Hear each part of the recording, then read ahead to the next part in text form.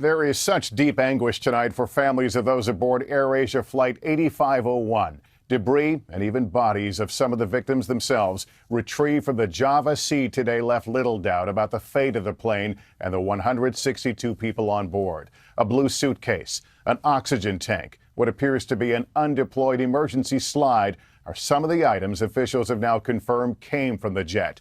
The debris from the Airbus was discovered off the west coast of Borneo, roughly in line with the plane's flight path from Surabaya to Singapore.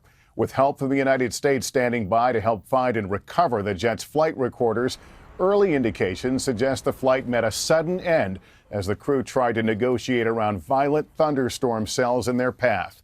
Once again tonight, we're covering several angles of this story. Let's start with Katie Tur in Singapore with the latest on the search. Katie?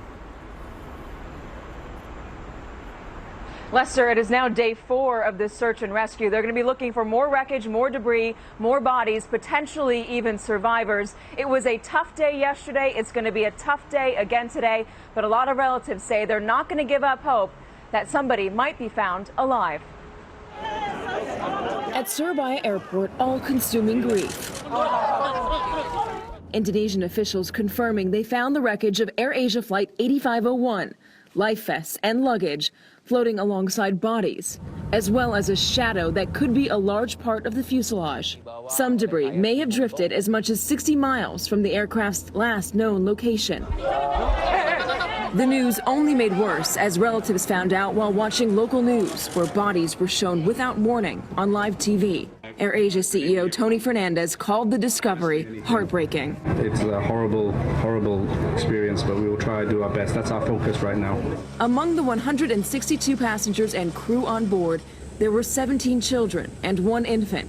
26-year-old Tina Marie Widodo was a biology teacher. Her father and boyfriend were overcome with grief, while a friend of Bob Wijaya and Ruth Pusipitasari wrote, "I hope this is just a nightmare, that I can end by simply waking up." The pilot was Captain Irianto, a man with more than 20,000 hours in the cockpit.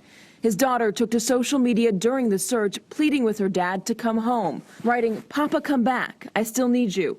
Return my papa to me." Today, his wife said, "I must be strong and tough, and I'm here for my children and their future."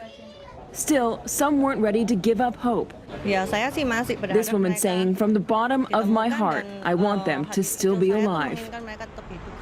As for that charter flight that AirAsia was going to give family members so that they could pray for their loved ones over the last known location of the plane, that has been postponed, Lester, so that they can focus on